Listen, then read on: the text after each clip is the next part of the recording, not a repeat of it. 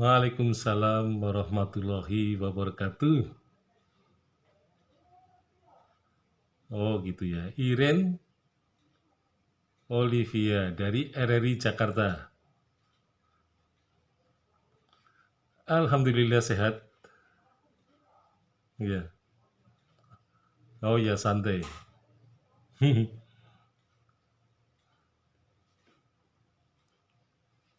Ya.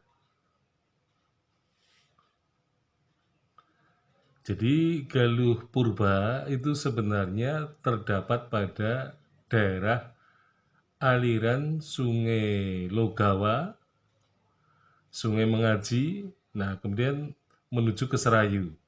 Jadi memang ini merupakan peradaban di daerah aliran Sungai Serayu dan anak-anak sungainya. Nah, tempat tepatnya ini berada di sebelah barat kota Purwokerto.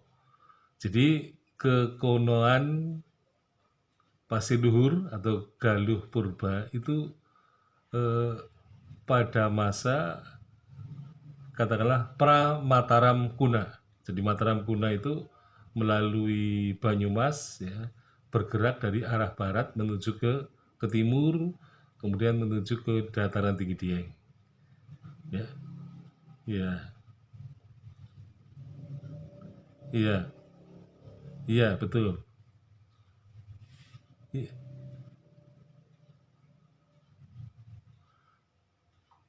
Ya, bacaan Purwakerta. Tapi karena itu kan dari bahasa Sanskerta ya, Purwakerta ya. Artinya yang dibentuk dari awal mula. Nah, tetapi karena kata Purwakerta itu kalau dipakai itu kan bisa menyesatkan gitu ya. Karena di Jawa Barat ada Purwakarta. Jadi pengalaman saya, surat-surat dari arah Bandung atau Jawa Barat menuju ke Purwokerto itu seringkali mampir dulu ke Purwakarta.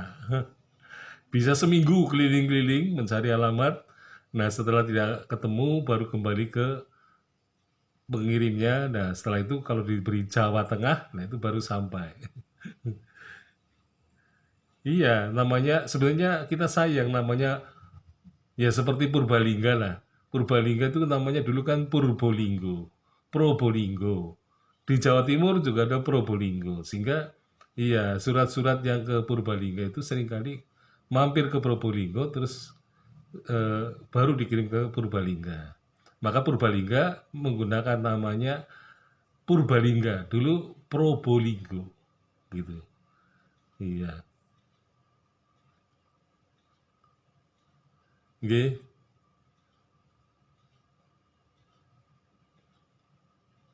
Iya, Logawa ya.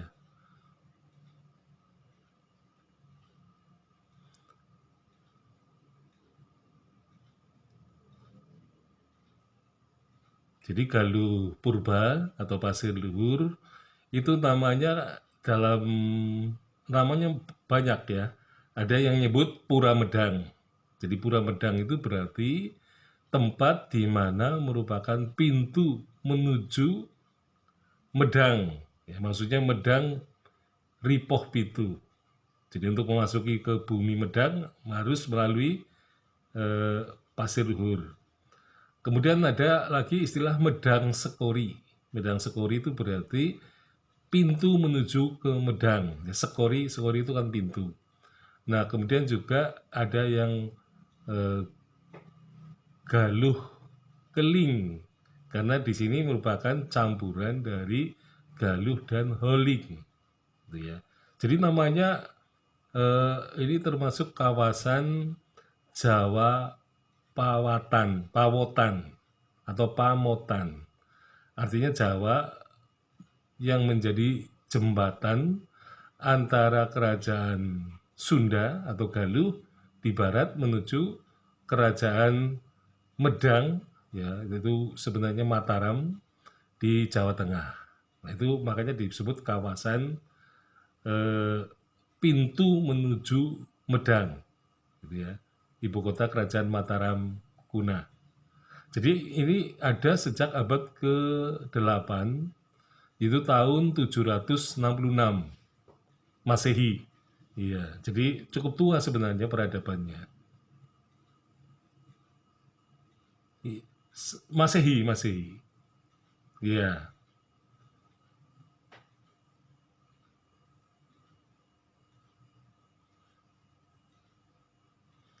Jadi ini kan sebenarnya merupakan tempat peralihan ya. Makanya tadi disebut Jawa Pawatan, Jawa Pamwatan, Jawa Pamotan. Artinya merupakan eh, jembatan antara budaya Sunda dan juga budaya Jawa. Jadi di sini memang terjadi semacam pencampuran ya antara dua kebudayaan itu.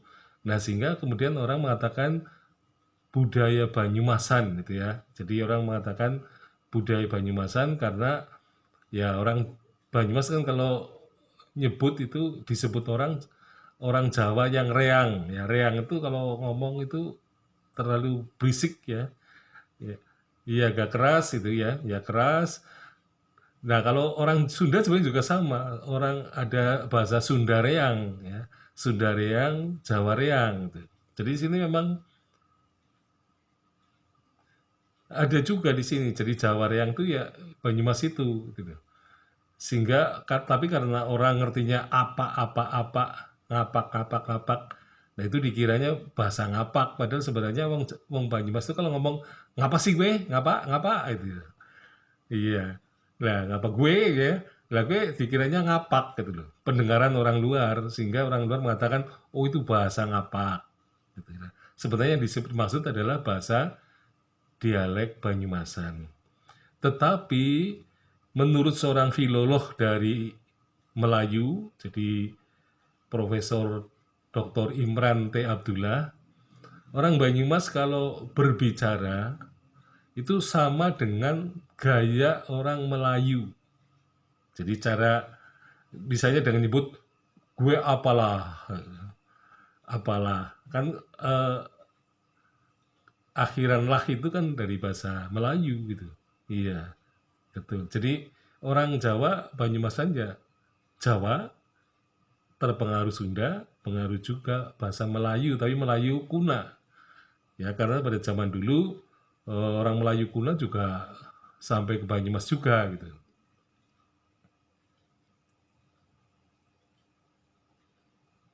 Iya,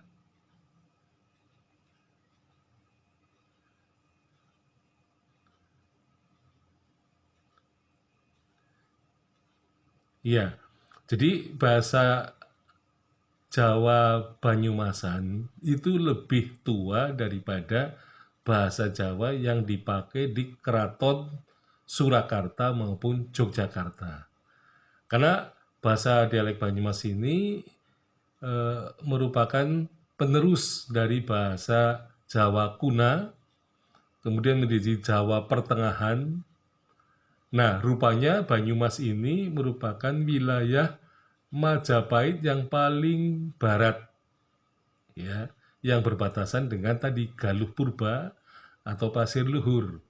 Nah, Pasir Luhur ini yang campuran, yang sebelah timur Galuh Purba itu Mojopahitan, ya Majapahitan, sehingga lama-lama antara Pasir Luhur yang Sunda Jawa, nah kemudian menjadi semakin pengaruh Jawanya juga masuk, ya terutama pengaruh dari Majapahit itu.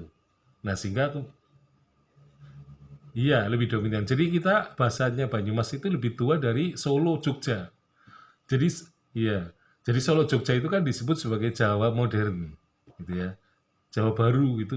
Jadi mereka bahasanya memang lebih mudah daripada bahasa dialek Banyumasan.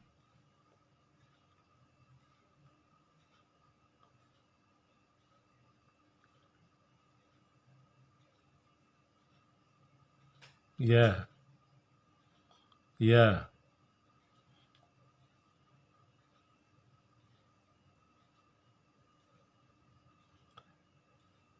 Jadi orang Banyumas itu dalam berbahasa itu ada kecenderungan egaliter.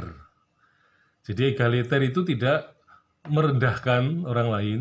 Jadi kita bercakap-cakap itu eh, hubungan antara saya dan orang lain itu, wong Jawa, wong Banyumasan nyebut inyong karo kowe, oh ya, karo ko atau kowe.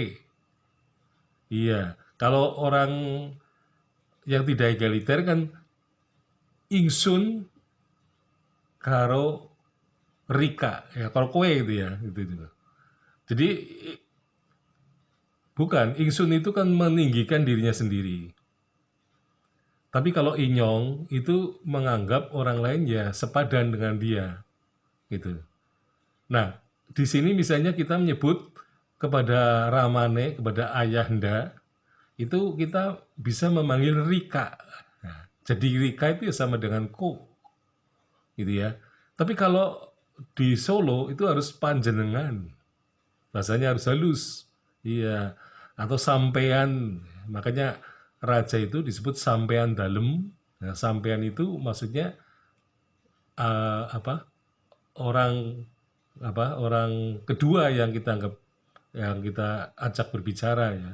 Jadi sampean, panjenengan itu lebih halus gitu. Kalau di sini Rika saja atau Ko saja gitu. Itu sudah cukup. Jadi egaliter itu maksudnya tidak menganggap dirinya tinggi, tidak menganggap orang lain lebih rendah. Gitu. Hubungannya itu. Jadi sepadan. Jadi orang bisa bebas ngomong apa saja, kemudian juga guyon apa saja gitu ya. Mungkin bertengkar juga bebas gitu ya. Jadi di sini orang tidak berpikir untuk apa istilahnya eh, ya, mengambil jarak lah. Ya, mengambil jarak dengan orang lain. Jadi pada intinya kita itu samalah kedudukannya di hadapan Tuhan gitu ya. Jadi tidak, ya bisa begitu. Itu istilah yang egaliter itu. Egaliter ya. Egaliter itu berarti memandang orang lain setara dengan dirinya sendiri. Itu. Iya, iya,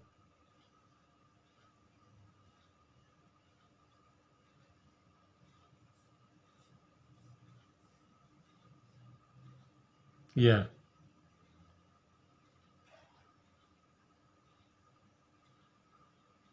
Nah, kelihatannya memang ya jangankan yang muda ya, yang tua saja kelihatannya sudah jarang sekali yang mengetahui. Nah, ini dalam waktu sekitar 5 bulan terakhir, saya memang sedang menulis buku sejarah itu dan tampaknya sudah selesai gitu ya. Tinggal editing terakhir dan kemudian masuk ke proses percetakan gitu. Jadi rupanya wah ternyata banyak penemuan-penemuan baru yang selama ini tidak banyak diketahui oleh banyak orang. Jadi pikirannya orang kalau cerita sejarah Galuh Purba itu memang seperti dongeng saja, seperti mitos saja.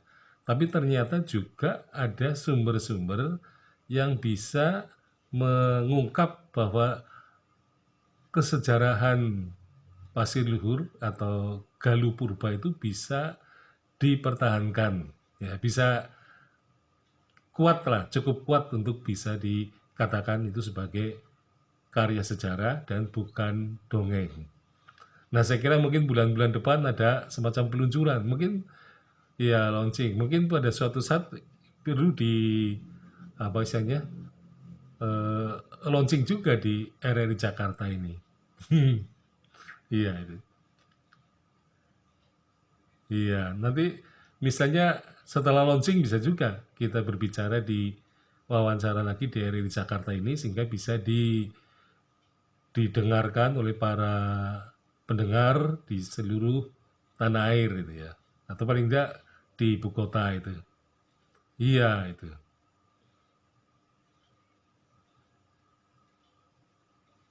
Iya,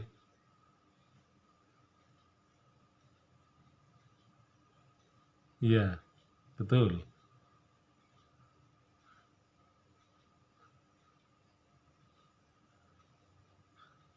Jadi misalnya ada peninggalan. Jadi misalnya dari masa prasejarah juga ada kapak-kapak Neolitik. Ya, kapak Neolitik ditemukan. Kemudian ada juga ini apa semacam keris ya, keris yang berasal dari zaman Majapahit.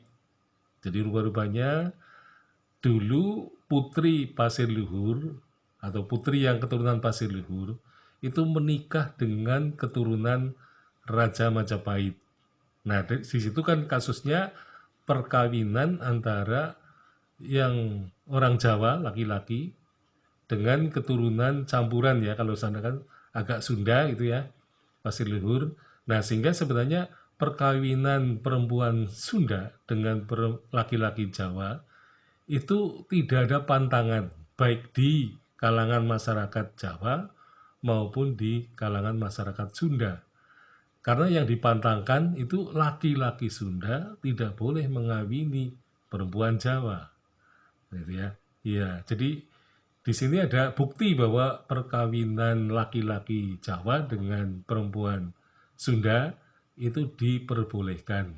Jadi bukan suatu pantangan pada zaman dulu. Nah itu ada bukti kerisnya, ya. Jadi ada keris. Nah yang masyarakat Sunda masih kelihatannya masih menganggap bahwa perempuan Jawa itu di mata mereka itu dianggap lebih sebagai keturunan yang lebih tua. Nah sehingga kalau orang Sunda lebih muda laki-lakinya kawin dengan wanita Jawa yang lebih tua itu dianggap mengawini ya katakanlah kakak perempuannya gitu. Nah sehingga masyarakat Sunda ada pantangan itu. Nah tapi di Banyumas tidak ada pantangan sama sekali. Jadi orang Banyumas lebih terbuka, yang laki-laki mau kawin dengan orang Sunda ya silahkan, yang orang Sunda mau laki-laki Sunda mau kawin dengan orang Banyumas juga tidak ada pantangan. Artinya masyarakat Banyumas itu terbuka untuk menjadi penerima perempuan dari pihak lain maupun pemberi laki-laki kepada pihak lain. Gitu. Iya, salah satu peninggalannya tuh keris ya, keris kenangan perkawinan kelihatannya. Karena di situ ditulis ada tulisan naga Majapahit. Berarti ada cowok Majapahit yang mengawini putri di Pasir Luhur itu.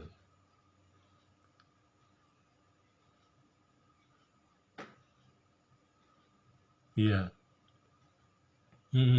Iya.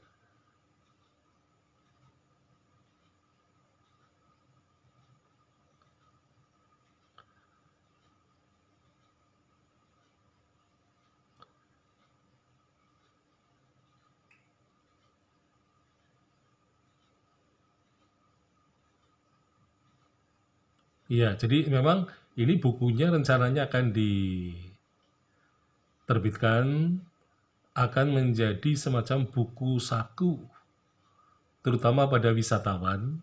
Dan sekarang Kerajaan Pasir Luhur itu kan terletak di Desa Taman Sari, Kecamatan Karanglewas ya, Kabupaten Banyumas.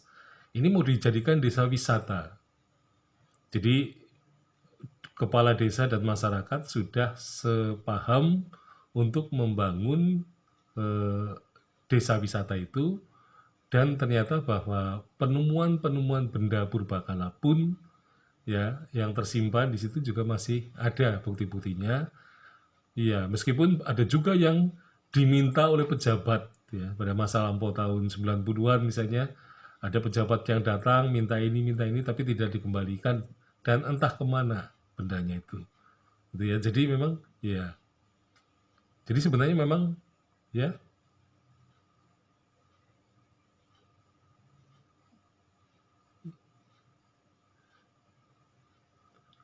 Ya, ini kadang-kadang menjadi salah satu hal yang agak mengecewakan ya.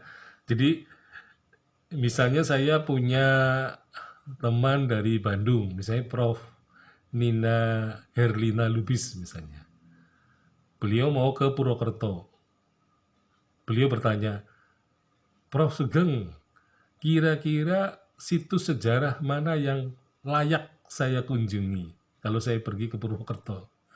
Maka kalau ada pertanyaan seperti itu saya cukup malu karena ya belum ada lah yang namanya objek atau situs sejarah yang layak untuk dikunjungi oleh wisatawan dari luar. Ya karena Banyumas kelihatannya kurang sekali memperhatikan objek-objek sejarah yang sebenarnya sangat menarik gitu ya dan bisa dijual, tetapi kelihatannya kurang perhatian.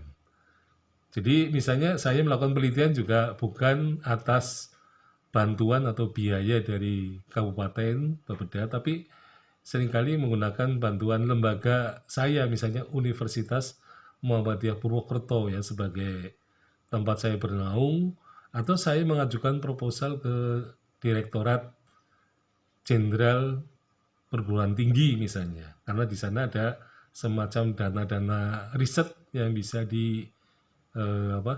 pergunakan untuk penelitian ini.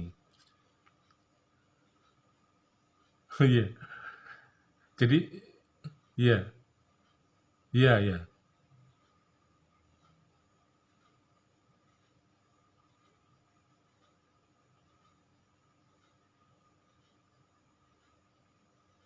iya. Jadi sebenarnya peninggalan sejarah di Kabupaten Banyumas gitu ya, itu di lereng Gunung Slamet itu bagian selatan, itu banyak sekali eh, situs-situs sejarah yang sebenarnya bisa menjadi semacam wisata kota-kota kuno. Jadi mungkin kota-kota pada zaman Hindu-Buddha itu kemungkinan di situ orang hidup gitu ya. Nah, tetapi lama-kelamaan situs-situs itu kurang mendapat perhatian. Jadi memang eh, apa eh, Gunung Slamet, selatan Gunung Slamet itu mempunyai potensi kesejarahan yang sangat tinggi, tetapi memang ya perhatiannya kurang. Mestinya ada museum umum yang ada di Kabupaten Banyumas atau katakanlah di Karsenan Banyumas, ex Karsenan Banyumas, sehingga penemuan-penemuan benda purbakala itu akan disimpan di mana gitu karena tidak ada museumnya. Nah, sehingga bisa jadi benda-benda itu hilang, dicuri, katakanlah dijual ke luar negeri, itu bisa terjadi seperti itu karena tidak ada pengawasan yang ketat mengenai benda-benda dan situs-situs itu. Ini yang menyebabkan Banyumas tidak mempunyai objek wisata sejarah, terutama yang berkaitan dengan museum. Padahal di sini banyak penemuan-penemuannya, ya peninggalan-peninggalannya itu.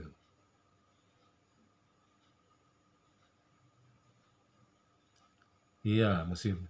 Iya,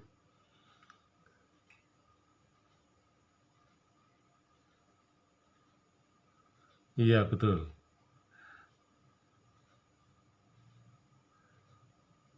Iya, bisa, bisa nanti ya. Mungkin nanti kalau sudah launching saya beri kabar. Iya, iya, terima kasih. Waalaikumsalam warahmatullahi wabarakatuh. Itulah wawancara jarak jauh antara saya dengan Radio Republik Indonesia Stasiun Jakarta pada malam ini yang disiarkan secara langsung, dan ini berkaitan dengan Kerajaan Galuh Purba yang insya Allah akan diterbitkan bukunya pada bulan-bulan mendatang ya. Jadi sekarang sedang menuju editing, ya mungkin editing bahasa sudah selesai, tinggal editing isinya, sehingga kita harus berdiskusi dengan masyarakat di Desa Taman Sari, Karanglewas, sehingga nanti dengan cara itu maka kesalahan-kesalahan informasi, kesalahan-kesalahan data yang saya peroleh dari penelitian itu bisa dikoreksi sehingga ketika diterbitkan bukunya tidak memalukan ya. Artinya bacaan yang bisa nikmati oleh para pembaca, terutama para pengunjung wisata desa Taman Sari yang akan dijadikan desa wisata, ya, yang secara mandiri, ya, itu akan dibiayai oleh anggaran desa, ya, terutama pemerintah desa, sehingga Taman Sari sebagai bekas, ya, ibu kota kerajaan Pasir Luhur atau Pura Medang atau Galuh Keling atau Medang Sekori, ya, atau Pasir Luhur akan dikenal oleh masyarakat Banyumas sendiri, karena selama ini masyarakat masih memandang bahwa Pasir Luhur merupakan cerita dongeng saja dan bukan sejarah. Nah, oleh karena itu penulisan atau penelitian sejarah Taman Sari ini akan mengusulkan agar Desa Taman Sari dikembalikan namanya dengan nama Desa Pasir Luhur sebagai pewaris yang sah dari Kerajaan Pasir Luhur. Jadi nama Pasir Luhur menjadi hilang dari peredaran sejarah karena mengalami keruntuhan, karena juga ditinggalkan. Jadi pada zaman Pangeran Senopati Mangkubumi yang kedua, itu Patih Wirakencana, atau orang nyebut banyak geleng, ada yang nyebut banyak geleh, banyak eleng, ya. Nah, itu nama-nama yang sesuai dengan karakter, ya, tokoh Pangeran Senopati Mangkubumi yang kedua yang memindahkan ibu kota Pasir Luhur ke Pasir Batang. Nah, sebagai akibatnya Pasir Luhur yang dulu merupakan ibu kota kerajaan Galuh Purba itu perlahan-lahan redup dan hilang dari peta sejarah.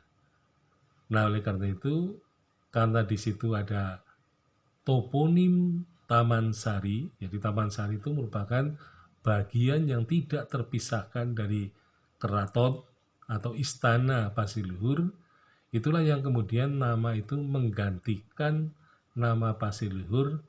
Nah, sehingga saya sebagai peneliti sejarah mengusulkan agar Desa Taman Sari dikembalikan dengan nama Desa Pasir Luhur yang sesuai dengan nama kerajaan yang pernah berpusat di daerah aliran Sungai Logawa dan Mengaji. Sekian, Assalamualaikum warahmatullahi wabarakatuh.